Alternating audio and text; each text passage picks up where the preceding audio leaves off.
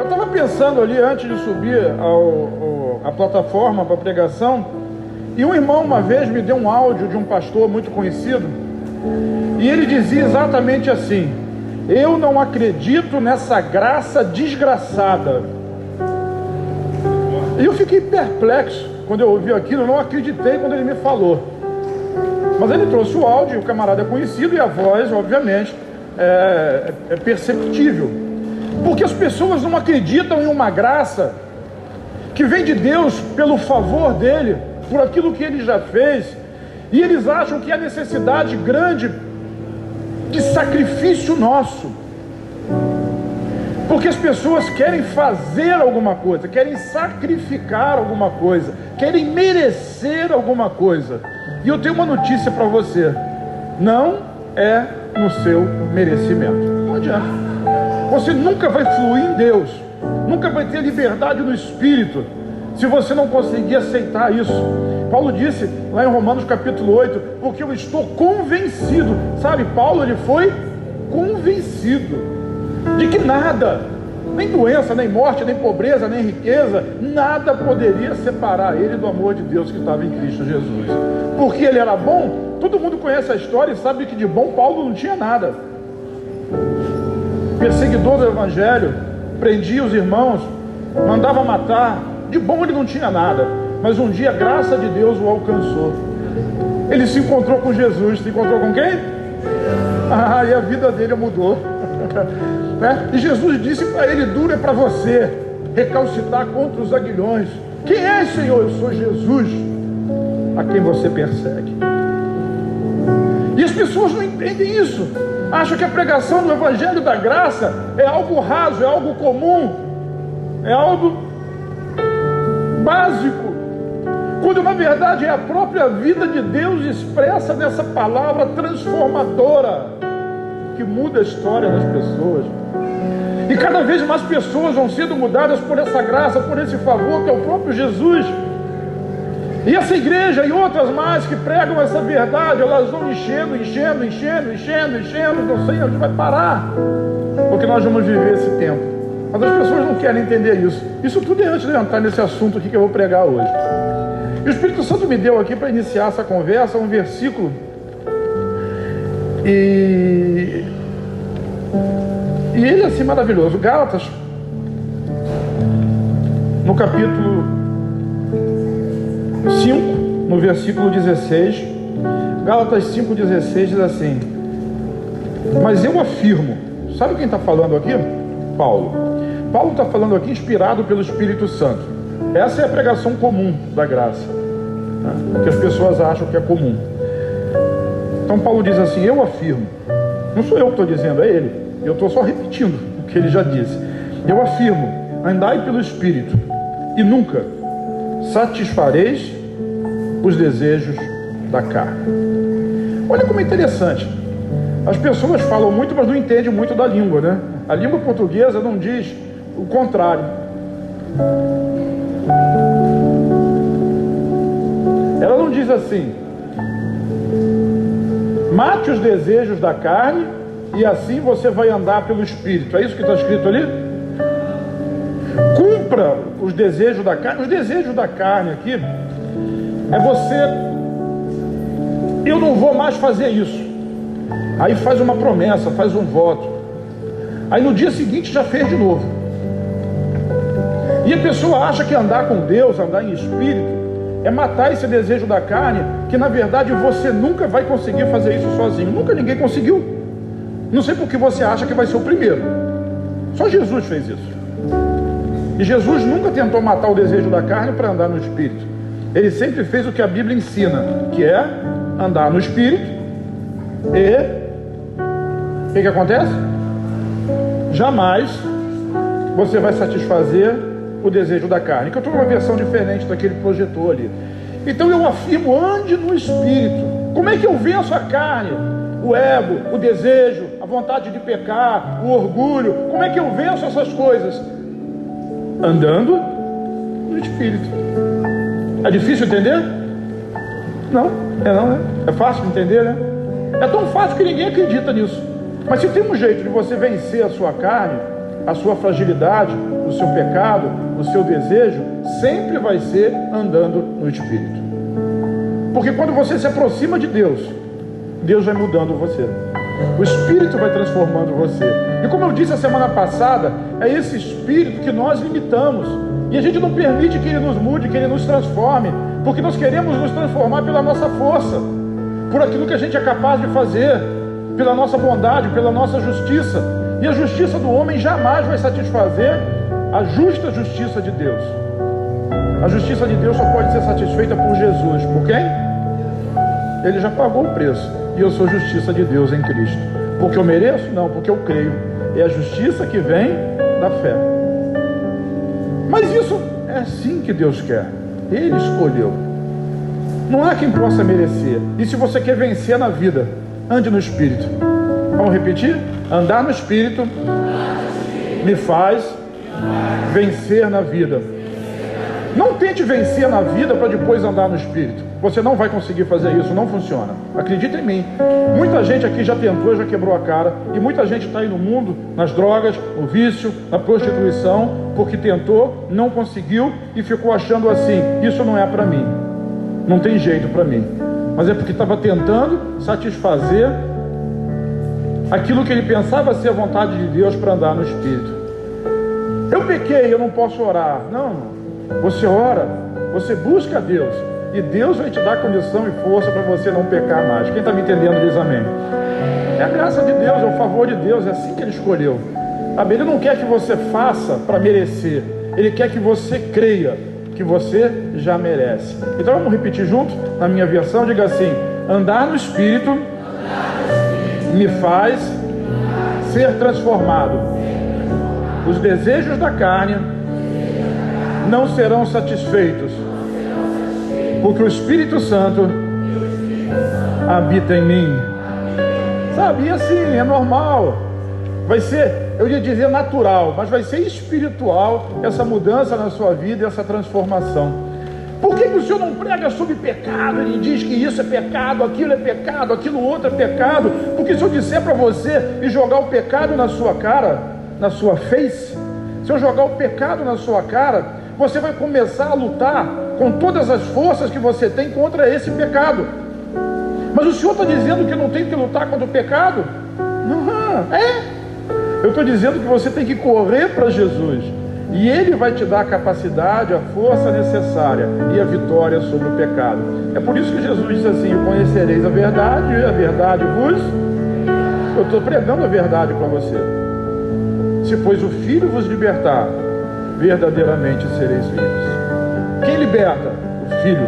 Quem liberta? A verdade. Quem liberta é o Senhor. E quem é libertado? Diga assim: eu.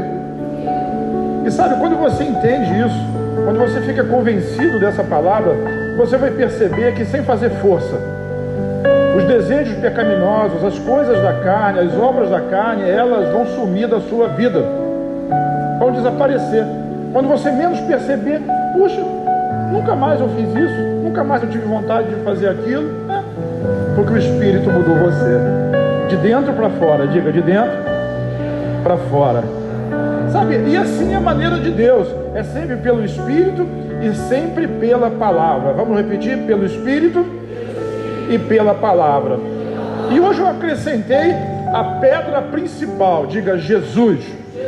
Jesus, Espírito e palavra. Eu precisei acrescentar essa pedra porque de fato ela é a principal. E o Espírito testifica de Jesus, e a palavra fala de Jesus. Na verdade, Jesus, ele é a própria palavra. E sabe, querido, na plenitude dos tempos, Deus enviou seu Filho ao mundo.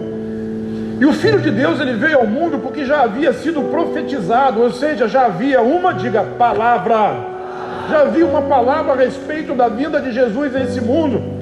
E a vinda do Senhor Jesus a esse mundo era a vinda do Salvador. A quem se manifestou, diz o profeta Isaías, o braço do Senhor. O braço do Senhor é Jesus. O braço do Senhor se manifesta para aqueles que creem. Jesus veio a essa terra porque uma promessa e uma palavra foi empenhada, e a palavra de Deus, ela não volta atrás.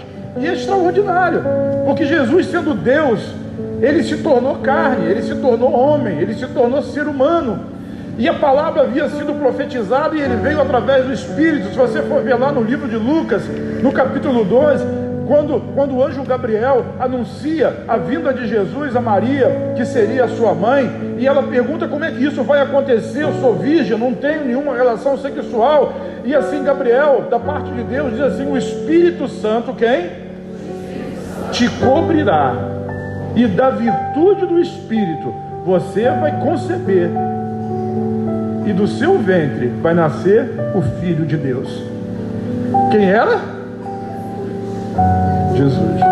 Então Jesus, ele foi, vamos usar uma palavra científica, ele foi inseminado pelo Espírito Santo.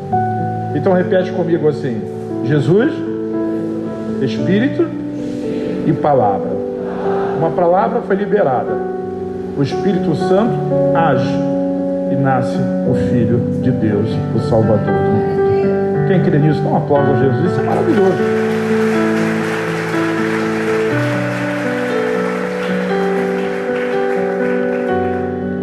No livro de João, no capítulo 1, versículos de 12 a 14, João 1, de 12 a 14, diz assim: mas a todos quantos o receberam, deu-lhes o poder, diga poder, de serem feitos filhos de Deus, diga filhos de Deus, a saber, aos que creem no seu nome, os quais, quem? Os filhos, os quais não nasceram do sangue, nem da vontade da carne, nem da vontade do homem, mas nasceram de Deus. E o Verbo se fez carne e habitou entre nós, cheio de graça e de verdade, e vimos a sua glória como a glória do unigênito do Pai. Sabe, aqueles que recebem Jesus, eles estão feitos filhos de Deus. A palavra que se usa no Novo Testamento é adoção, mas a palavra adoção no Novo Testamento não significa o que nós entendemos como adoção, de alguém que não faz parte da família, e é uma criança que está abandonada, e alguém vai lá, uma família vai lá e adota e traz ela para a família. E muita gente interpreta que a nossa chegada à família de Deus é uma chegada dessa forma, e não é. A palavra usada ali era costumeiramente usada pelos judeus, porque quando o filho era pequeno e estava debaixo do jugo, estava debaixo da lei, estava debaixo do conhecimento, da tutela do pai, ele podia ser herdeiro de tudo, mas ainda não tinha posse de absolutamente nada. E quando ele chega a uma determinada idade, e ele começa a ter consciência daquilo que é e daquilo que faz, e se torna conhecedor da lei, para aqueles que viviam debaixo da lei, ele era emancipado, que é uma outra palavra que nós usamos no português, mas ele era emancipado, ele era adotado, ele era, vamos dizer assim, reconhecido, diga reconhecido, como filho. Então, Daniel é meu filho, mas enquanto ele era jovenzinho, pequeno, andava no colo do papai, ele era meu filho, eu tinha o meu carro, mas ele não podia dirigir. Ele era meu filho, eu tinha a casa, mas não era dele. Ele é meu filho, eu tinha o meu emprego, ganhava o meu dinheiro, mas ele, embora gastasse sem saber, não podia usufruir dele pela decisão própria. Mas logo que ele se tornou emancipado, ele se tornou adulto, ele já era meu filho, mas agora ele é o meu filho capaz de entender, de reconhecer e de caminhar sozinho. E passaria a ter todos os direitos de filho. É disso que eu estou falando. Aquele que crê em Jesus, Deus deu o direito de ser filho de Deus. Por quê? Porque fez alguma coisa? Não, porque creu no seu nome. Diga, crer. O segredo está todo aí. Parece muito fácil, mas não é tão simples. Porque as pessoas querem fazer alguma coisa e merecer alguma coisa. E o verbo de Deus, e João diz que no princípio era o verbo, e o verbo estava com Deus, e o verbo era Deus, em João 1:1, e nada que foi feito sem a participação dele, ou seja, sem ele nada do que foi feito se fez. Nele estava a luz, ele é aquele que era antes, ele é aquele que era a própria palavra, e o mundo foi criado pelo poder do Senhor Jesus, porque ele é a palavra, ele é o verbo, ele é a ação de Deus. Então Jesus, Espírito e Palavra, essas coisas estão concatenadas, essas coisas estão totalmente ligadas. E aqui o texto diz que ele veio para aqueles que eram seus, mas os seus não o receberam, ele foi rejeitado. Isso faz com que portas sejam escancaradas para mim e para você. Por quê? Porque agora Jesus não estava mais limitado a um grupo étnico, Jesus não estava mais limitado a uma nação, agora a todos, diga a todos, todos quantos o receberam, têm o mesmo direito, têm o mesmo poder de serem feitos filhos de Deus. Por quê? Porque creem no seu nome. Amém. Dá um aplauso ao Senhor Jesus. Quantos creem?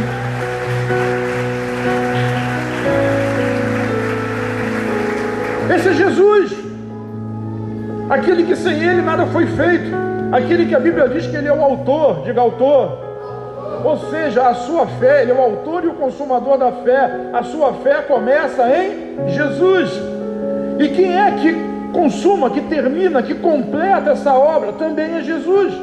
Tudo é por Ele, tudo é para Ele, tudo foi feito através dEle, e é por isso que os nossos olhos precisam estar sempre voltados para Ele, olhando para Jesus, autor e consumador da nossa fé. Sabe, não é para olhar para Moisés. A gente conta as histórias de Moisés, de Abraão, de Isaac, de Jacó, de Davi, de João, de Paulo. Você conhece testemunhos de pessoas que viveram e foram transformadas pelo Evangelho, mas o único capaz de ser o autor e o consumador da sua fé é Jesus. Diga, Jesus. É para Ele que a gente precisa olhar.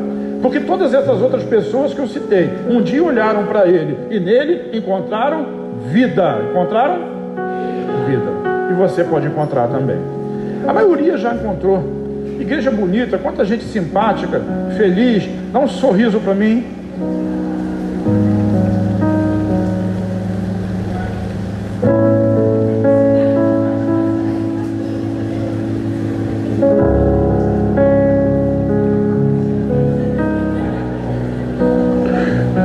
Com a cara feia. Querido, eu estou rindo de você. Eu estou rindo para você. Seja feliz. Coríntios diz isso, na 2 Coríntios. O pastor Jefferson falou aqui: aonde o Espírito de Deus está, ali há liberdade. Aqui é lugar de alegria. Alegrai-vos no Senhor, regozijai-vos no Senhor. Ore sem cessar, em tudo dai graças. Seja feliz na presença de Deus. Sabe, e Jesus então, Ele é esse nome, diga o nome que está acima de todo nome, o nome que traz salvação, que traz cura, que traz redenção, o nome que foi ressuscitado dos mortos e foi elevado aos céus, e como homem Ele se assentou à destra de Deus Pai. Filipenses capítulo 2, versículos 9 e 10 diz assim: por isso também Deus, diga Deus, o exaltou sobremaneira, ou seja, Deus o exaltou à mais elevada altura, o lugar mais alto, a posição mais proeminente, o lugar, o topo, o ápice de tudo aquilo que existe. Deus o exaltou sobremaneira e lhe deu um nome, diga o nome que está acima de todo nome. Sabe, é o nome do Senhor Jesus, é o nome que está acima de todo nome, para que ao nome de Jesus se dobre todo o joelho, nos céus, na terra e debaixo da terra, e toda língua confesse que Jesus Cristo é o Senhor, para a glória de Deus Pai. Diga Jesus, Espírito e Palavra. Sabe, é assim que funciona, essa é a glória de Deus. E tem algumas coisas importantes que a gente precisa ver nesse texto. O nome de Jesus, ele é maior do que todos os outros nomes, porque na cruz ele venceu todas as coisas. Então, seja qual for, repete comigo, não importa. Não importa qual seja o seu adversário, não importa qual seja o seu inimigo, não importa qual seja a luta que você está vivendo na sua vida pessoal, particular, familiar. Agora, nesse dia, eu quero dizer para você que a Bíblia me autoriza a falar sobre isso. O nome que está acima de todo nome é o nome de Jesus.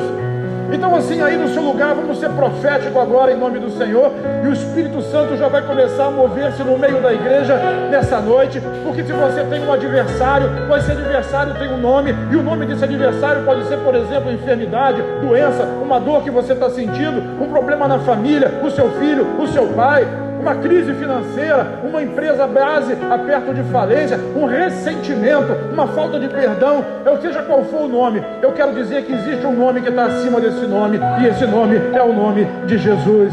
Por isso agora, em nome do Senhor Jesus, ouça agora a declaração de fé dos meus irmãos nessa noite, e você aí vai dizer qual é o seu adversário, diz qual é o nome dele, não precisa dizer para mim não, diz aí só para você, diz só para você qual é o nome dele, mas fala, Tá, fala o nome. Se é enfermidade, diga enfermidade, doença. Não precisa falar alto, mas fala. Eu quero declarar em nome de Jesus que o nome do Senhor Jesus é maior do que esse nome que está sendo declarado aí. De maneira que todo nome, todo argumento, toda argumentação, toda palavra, toda declaração, toda crença maligna, toda crença hipócrita vão cair agora diante do nome que está acima de todo nome, do nome de Jesus. Seja repreendido que toda enfermidade, toda dor, toda desgraça, todo problema, toda pobreza, toda insuficiência, toda incredulidade, todo medo, sim, toda falta de perdão, todo ressentimento, todo coração amargurado, seja agora derrotado e seja jogado por terra em nome de Jesus. Seja qual for esse adversário, o nome que está acima de todo nome é o nome de Jesus, não o nome acima dele. Isso é para a gente ter fé, é para a nossa fé crescer, porque a gente enfrenta adversários todos os dias. Todo mundo aqui enfrenta problemas, situações ou circunstâncias todos os dias, mas eu quero dizer que ao seu lado, junto com você, tem alguém que é maior, que está contigo e vai fazer você vencer. Diga amém. E ele diz mais, o texto diz mais, sabe? Todo joelho se dobrará. Quais joelhos? Diga todos. É a mais alta categoria. Então ele está acima de toda criatura, de toda pessoa. Então vai chegar o dia, e eu falava sobre isso na classe de maturidade hoje de manhã, lá em Marambaia City, né? E eu estava falando para eles, vai chegar o dia que todo o joelho vai se dobrar diante de Jesus. Grandes reis, presidentes, políticos importantes, esportistas, socialites, gente que está na modinha, sabe? Toda essa gente, todas essas pessoas, vai chegar a hora que não tem jeito, o joelho vai ter que se dobrar diante daquele que era, que é e que há de vir, e ele voltará. E é um nome que está acima de todo nome. O Senhor olha para as nações e sopra sobre elas, de um sopro de Deus sobre uma nação, pode destruir completamente uma nação, ou elevar, não importa, Deus é maior, o nome de Jesus está sobre todos eles, artistas, esportistas, cantores, de cultura, seja lá quem for. Então ele está falando aí de que o texto diz, né? Todo joelho se dobrará, daqueles que estão no céu, na terra e embaixo da terra. Então toda pessoa que pisa nessa terra, ou que já pisou nessa terra, um dia, se ainda não o fez, o fará, terá que se ajoelhar diante de Jesus e dizer, Ele é o Senhor. Olha como é que é interessante isso. Dizer que Jesus é o Senhor não muda a vida de ninguém, porque Ele simplesmente é. O que muda a vida de uma pessoa é a recebê-lo, é crer nele como seu Salvador. E muita gente vai se dobrar e vai dizer, Jesus é o Senhor, e vai para o inferno, porque isso não leva ninguém para o céu. Mas enquanto nós estamos aqui, nós podemos fazer a declaração de fé e chamar, convidar Jesus, crer nele e fazer dele o nosso Salvador. Quem está me entendendo diz amém. Aí isso muda a sua história, isso muda a sua vida. Mas diz assim, acima nos céus, quem habita nos céus? Anjos, arcanjos. Quem mais habita no céu? Serafins. Quem mais habita no céu? Pois é, todos os seres celestiais se dobram e se ajoelham diante do Filho de Deus, do nome que está acima de todo nome, do nome exaltado que se assenta no trono. E diz mais, todos aqueles que estão debaixo da terra, demônios, espíritos malignos, principados, potestades, o próprio Satanás, será que se dobrar diante do Filho de Deus, do nome de Jesus, e declarar que Ele é o Senhor. Sabe, é esse nome que eu carrego aqui, e não é porque está escrito na minha camisa, Jesus, ou no adesivo no meu carro, Deus é fiel, ou qualquer coisa do tipo, é porque Ele habita no meu coração, Ele está comigo no dia bom e no dia mau, no dia difícil, no dia fácil, Ele está sempre ao meu lado, Ele habita em mim, porque existe uma palavra, existe o quê? Uma palavra, Jesus, Espírito e palavra, existe uma palavra, e estarei com vocês todos os dias, quantos dias? Todos, alguns dias, não, poucos dias, não, nos dias fáceis, não, em todos os dias, até todos os dias. Tem uma sequência que eu já falei para vocês, é bacana, o Salmo 22 fala do sofrimento de Jesus, está lá no livro de Salmos.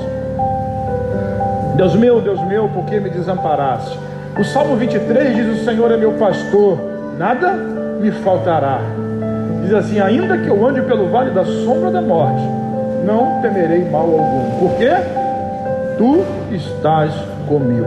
E o Salmo 24 ele diz assim: levantai, ó portas, as vossas cabeças, levantai-vos, ó portais eternos, para que entre o Rei da Glória. Quem é esse Rei da Glória? O Senhor forte e poderoso. Ele é o Rei da Glória. Onde é que nós estamos? O Salmo 22 já se cumpriu quando Cristo sofreu no meu e no seu lugar. Nós estamos vivendo o Salmo 23, onde nós podemos dizer: o Senhor é meu pastor. E o texto não diz que o Senhor é nosso pastor, embora Ele o seja, mas Ele é um pastor individual. Ele é um pastor personalizado a você. Ele habita em você através do Espírito Santo, de maneira que você nunca vai estar sozinho, em momento nenhum, em circunstância nenhuma, em nenhuma situação, mesmo numa situação de pecado. Se você creu, o Espírito Santo ele é o penhor, ele é a garantia de que você é de Deus, e Ele nunca, jamais abandonará você. Diz amém. Amém. Glória a Deus por causa disso. Então assim, é o nome que está acima de todo nome, e toda língua vai confessar que Jesus é o Senhor, para a glória de Deus Pai. Vão ter que glorificar Jesus. Vão ter que glorificar Jesus, todas as pessoas, todos os que vivem, todos os que já viveram e todos aqueles que ainda viverão, porque Ele é o Senhor sobre todos e sobre todos Ele reinará. Diga: Jesus reinará. Reina o Senhor, tremam os povos, diz lá o Salmo. Sabe, quando o Senhor reina, a justiça é estabelecida, a própria justiça de Deus, a justiça de Cristo, e nós vamos viver para ver esse dia acontecer. Dê um glória a Deus aí.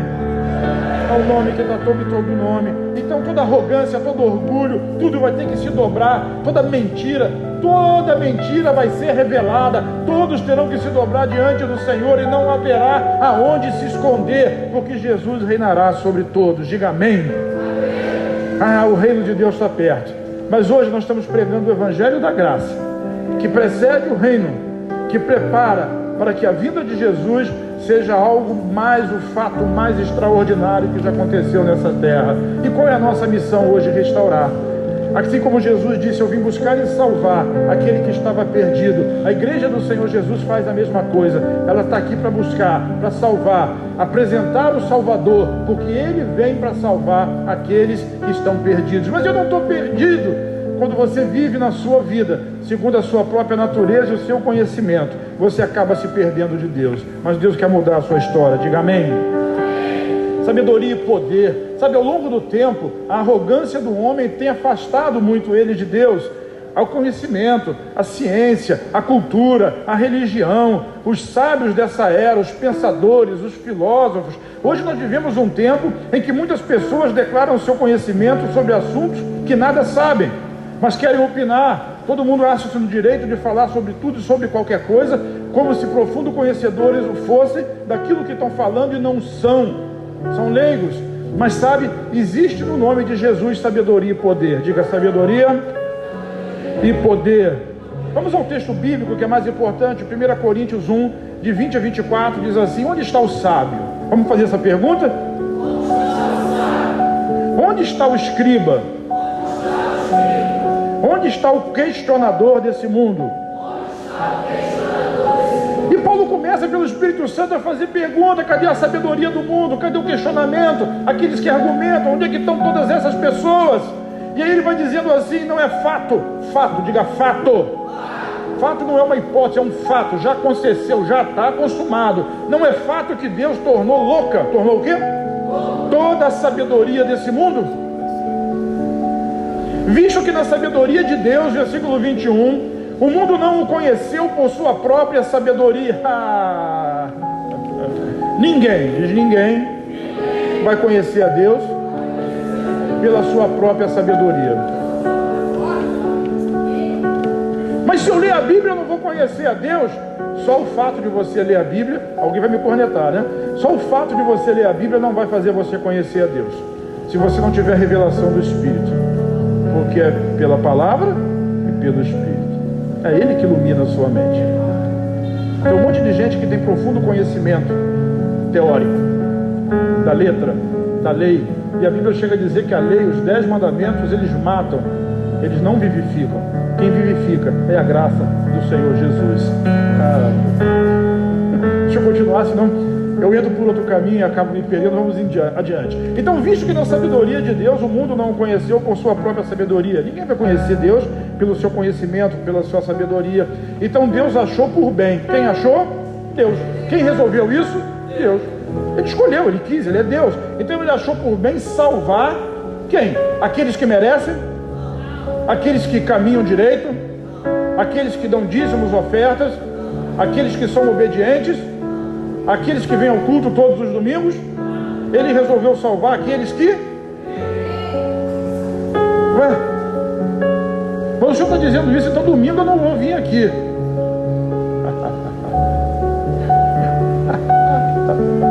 É por isso que o Espírito Santo colocou aquele versículo lá no começo. Não andeis no... E você jamais vai cumprir o desejo da carne. Quando você anda... O crente novo, vocês que estão aqui são crentes novos, tem um líder de célula que é o seu tutor. Tem um consolidador, que é aquele que fica mandando mensagem para você todo dia na semana. Quem recebe mensagem de alguém aqui perturbando você todo dia, o tempo todo? Ah, cadê? Levanta a mão, alguém recebe essas mensagens, né? Eu sei que recebe. Sabe por quê? Porque você é um menino, é uma criança. A Bíblia diz que existem crianças, existem jovens e existem maduros. Então a criança ela precisa do leitinho espiritual. E a lei, a regra, a igreja não tem regra? Tem. A regra, ela existe para aqueles que são novinhos, que ainda não conseguem andar sozinhos.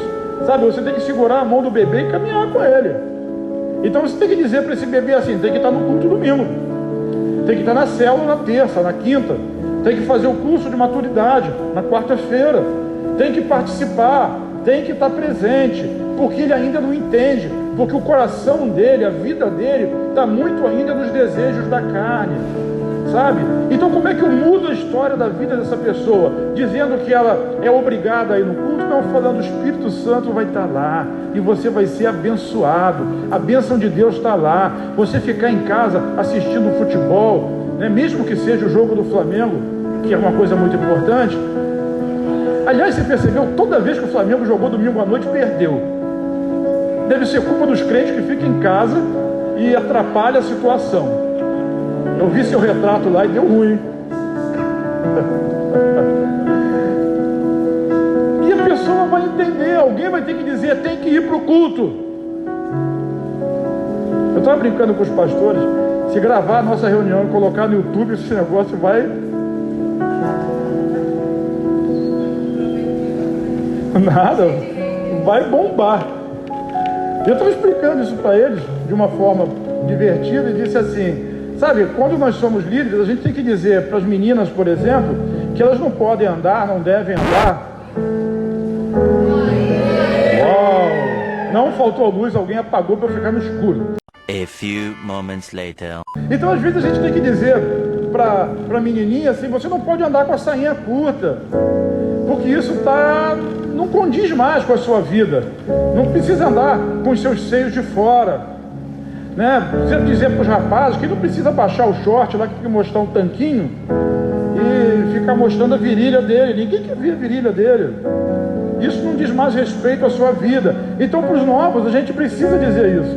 Tem que orar, procura ler a Bíblia, ouça um louvor, deixa Deus falar com você. Mas assim, eu não vou entender que eu vou ter que olhar para uma pastora e dizer para ela assim, pô, seu short está curto, irmão. Por quê?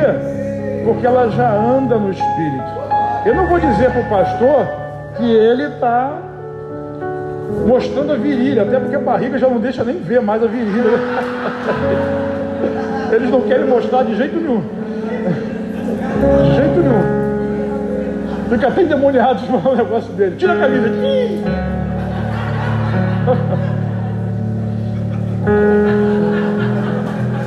É engraçado, mas é sério. Alguém vai dizer que eu sou engraçado. Ela faz aquela cara ali, mas quando ela vê umas fotos de alguém, ela fica brava. Eu estou ajudando. ajudando você aqui, né? Então entenda, quando você anda no Espírito, você não cumpre a concupiscência da carne, você é maduro. Você sabe que não precisa mais fazer isso. Isso não faz parte mais da sua vida. Eu não preciso dizer para você, quando vai lá em casa, não botar o dedo na tomada. Mas uma criança eu tenho que vigiar, para não subir em cima do reque da pastora e derrubar as coisas que estão lá em cima, que ela fica brava. É criança, mas para o adulto a gente não diz isso. Sabe? Deus escolheu a loucura da pregação para salvar. A salvação, o poder de Deus não vem através daquilo que a gente faz, vem através daquilo que Ele fez. E quando a gente amadurece, não precisa mais disso. A lei durou, as regras de Deus duraram para que o povo pudesse compreender que sozinho, pelas suas atitudes, eles não iam conseguir. E hoje, é através de Jesus, do nome que está acima de todo nome, do sacrifício, da obra consumada, nós acessamos todas as bênçãos que ninguém conseguiu pela lei, simplesmente através da fé. Romanos capítulo 5, versículo 1, fala sobre isso, né? Sendo, pois, justificados pela fé, temos paz com Deus em Cristo Jesus. Quem crê nisso? Diz amém? Não é maravilhoso isso? Não é maravilhoso? É maravilhoso. Eu não tenho mais vontade de pecar, eu não preciso mais pecar, eu não estou mais debaixo de ressentimento, eu não sou mais melindroso, eu não tenho mais telhado de vidro, porque o que o Senhor fez? Eu não fiz nada, Jesus fez. Eu comecei a andar no Espírito, e o Espírito Santo foi mudando a minha vida, Ele vai mudar a sua também. Talvez hoje você esteja no começo da caminhada, e ainda esteja assim, muito sujeito a muitas coisas, muitas circunstâncias, mas eu quero dizer, ande com o Espírito, ande no Espírito, viva com Jesus, e você vai ver que a sua vida será completamente mudada e transformada. Dá um amém para mim aí? Agora dá um amém para Ele, dá uma salva de palmas, uma oferta de palmas ao Senhor.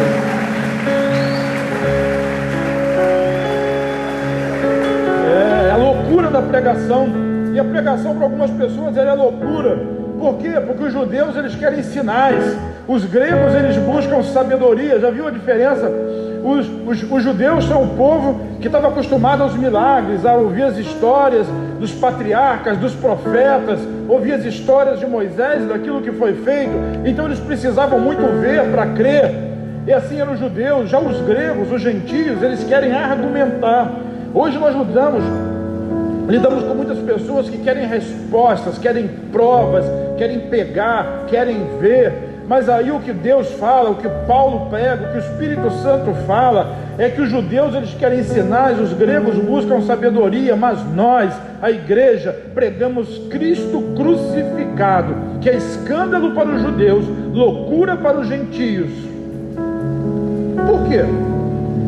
Quem é que em sã consciência, pela razão, vai entender que um homem que viveu há 12 mil anos atrás e morreu numa cruz tem o poder para me salvar do pecado e me levar para o céu? Não é loucura?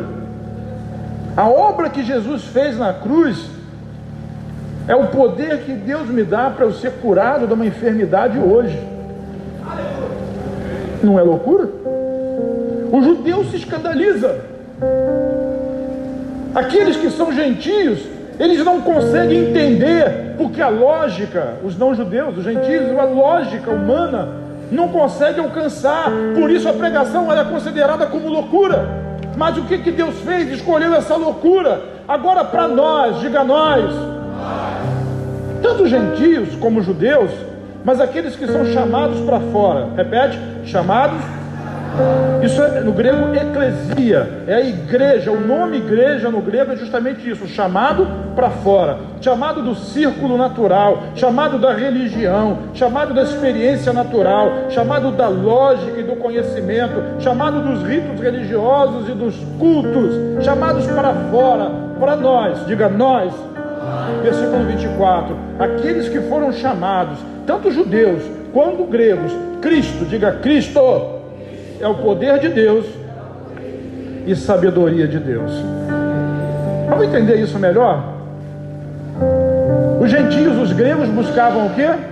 Sabedoria, diga sabedoria. E os judeus buscavam o que? Milagres, poder. E o que Paulo diz? Que Deus dá o seu favor através da sabedoria dos homens? Não. Que Deus faz milagres para que os judeus se convertam? Também não. Mas diz assim, para nós. Quem somos nós? Diga, a igreja. Que é composta de quê? Aí não estou falando essa igreja, óbvio. A igreja de Jesus espalhada pela terra. Ela é composta de judeus convertidos e de gentios, como somos nós, também convertidos. Então, para nós, para a igreja, Jesus, ele é sabedoria, diga sabedoria e poder. O que você tem falta na sua vida? Sabedoria? Para lidar com uma situação na sua casa, para lidar com uma situação no seu trabalho, para lidar com uma situação pessoal. Jesus é a sabedoria de Deus sobre a sua vida. Por quê? Porque você crê. Não é o que está escrito? Volta o versículo 24 para mim. 24, versículo 24, vamos lá, 24.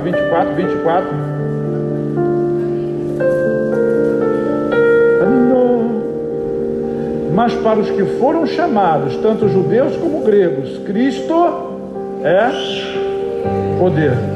Você precisa de um milagre? Cristo é o poder de Deus. Para quem? Para quem crê, para a igreja, para aqueles que são chamados. E ele é a sabedoria de Deus.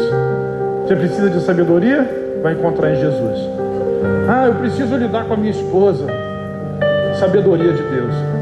Eu quero um milagre para ela ser transformada. Talvez você não precise de um milagre. Talvez você precise de sabedoria de Deus. Eu preciso de sabedoria de Deus para lidar com o meu marido, para agradar ele, fazer tudo o que ele pede.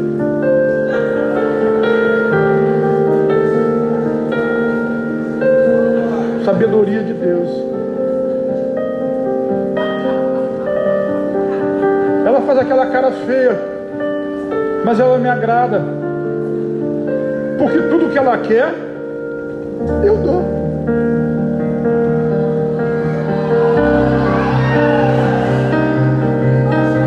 Por quê?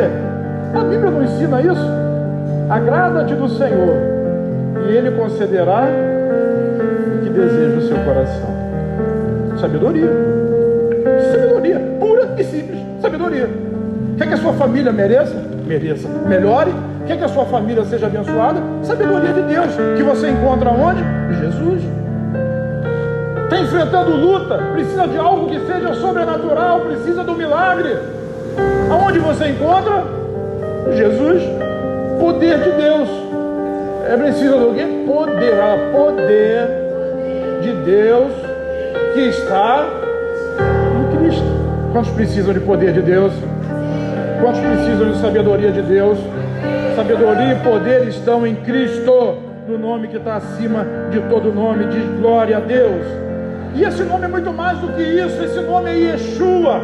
Yeshua é salvação. E sabe o que a Bíblia diz? É que a todos quantos o receberam, que creram no seu nome, qual nome? Yeshua, deu-lhes o direito, o poder de serem feitos filhos de Deus, são salvos. Então no livro de Atos, no capítulo 4, versículos 11 e 12, diz assim: esse Jesus, quem? Esse Jesus, que os judeus crucificaram, que é escândalo, loucura para os gregos. Paulo uma vez estava no Areópago, ele falava sobre o altar do Deus desconhecido, e eles queriam saber sobre esse Deus desconhecido. Ele pregava Jesus, mas quando ele falou de ressurreição dos mortos, os gregos começaram a deixar ele falando sozinho, porque era loucura para eles. Então é escândalo para um, é loucura para outros, mas para nós, esse Jesus, quem? Esse Jesus que eles rejeitaram, ele se tornou a principal pedra angular. A Bíblia fala de Jesus como pedra, às vezes como pedra de esquina e às vezes como pedra angular. Eu ia trazer a foto para vocês, mas não acabei não trazendo. Um arco montado de pedras, e em Jerusalém tem muito isso, em Israel.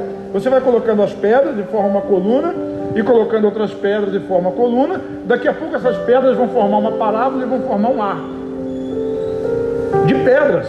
Não tem uma coluna no meio para segurar. É um lado, a curvatura e o outro. Só de pedras. E vai encaixando as pedras. E vai encaixando as pedras. Mas tem uma pedra, que é a pedra angular, que é a pedra que sustenta toda essa estrutura. Sabe qual é essa pedra? Às vezes as pessoas ficam achando que é a pedra lá de baixo.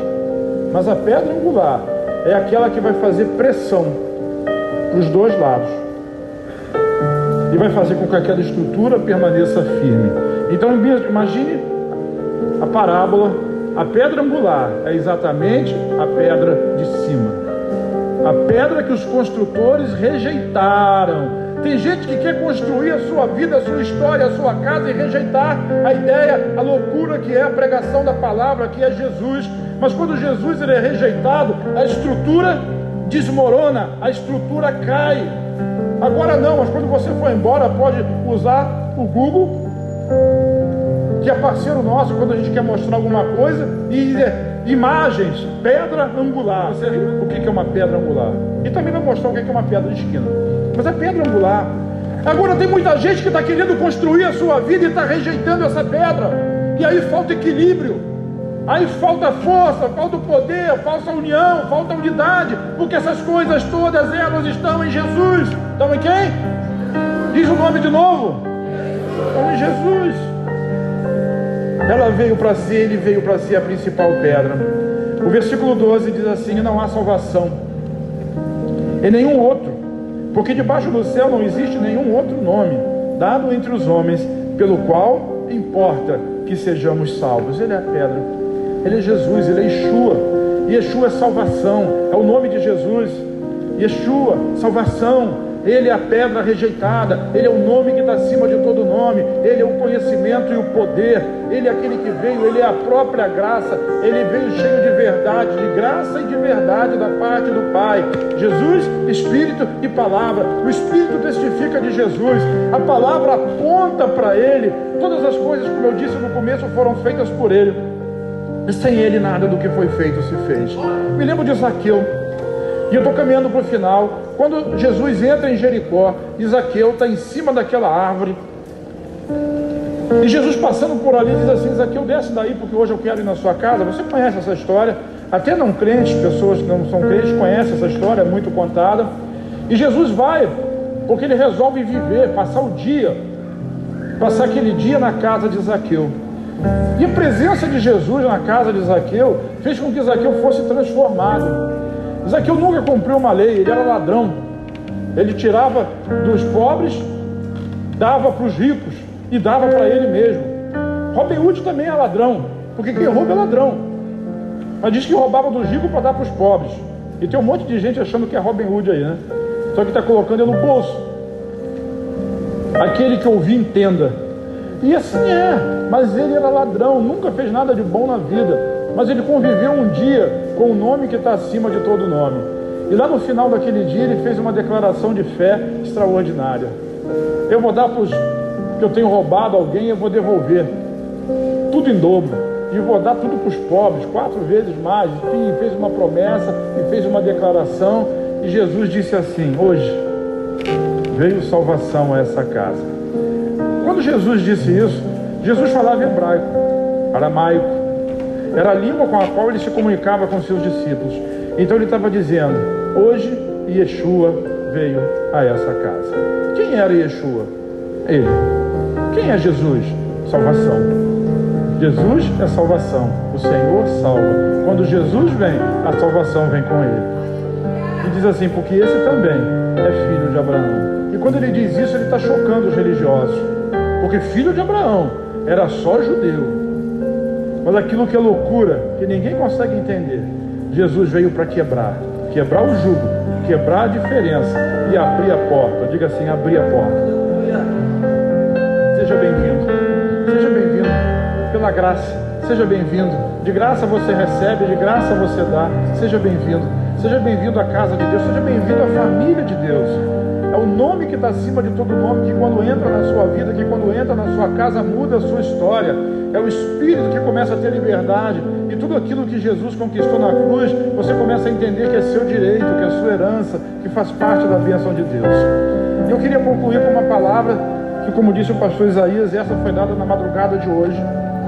E foi assim muito irônico, engraçado, porque a última coisa que eu fiz antes de dormir foi repassar esse texto da palavra, da mensagem de hoje. E o último texto que eu usei aqui na mensagem de hoje foi exatamente Atos capítulo 4, versículos 11 e 12. Mas quando eu acordei de manhã que abria o meu iPad para pegar a Bíblia de madrugada, veio esse texto. Eu vou ler só a parte final dele, mas o 18 e o 19 também são importantes. Salmo 33 diz assim, versículos 20 e 21, depois você pode ler em casa, 18 e 19. Nossa esperança está no Senhor. Nossa esperança está em quem? Ele é o nosso auxílio e a nossa proteção. Nele se alegra o nosso coração. Confiamos no seu santo nome. Quem é o nome? É Yeshua. Quando a gente vai para o original, esse confiamos é fé.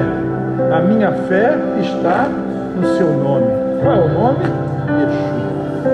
Se você ler 18 e 19, fala misericórdia.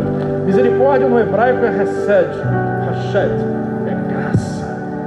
Está sobre mim, ela me protege, ela me cerca, ela me guarda. A minha fé e a minha esperança estão nesse nome, no nome Yeshua. Jeová é salvação. Sabe, ninguém chama Jesus de Jesus. Jesus era chamado Yeshua. E todas as vezes que alguém chamava por esse nome, estava dizendo, Jeová é salvação. Estava clamando pelo Salvador. Pedro, quando afundou ali no mar da Galileia, ele disse, Senhor, salva-me. Ele estava falando, Yeshua. Jeová é salvação. Ele é aquele que nos salva. É aquele que nos cura, que nos liberta. Esse é o Senhor. E o versículo 20 termina dizendo, porque nós confiamos no seu santo nome. E às vezes a gente não consegue ter a percepção exata do que significa o nome. O nome é a reputação. Fala, reputação. Quando você fala no nome de Jesus, quando você fala no nome de Deus, é a reputação de Deus que está em jogo. Deus, ele se coloca à prova na sua reputação e no seu nome. E diz assim, eu sou o Salvador, eu sou o teu escudo, eu sou a tua proteção. Coloque em mim a sua esperança, coloque em mim a sua fé. Esse é Jesus. Por isso, debaixo do céu, nenhum outro nome há dado entre os homens pelo qual nós podemos ser salvos, a não ser o nome de Jesus.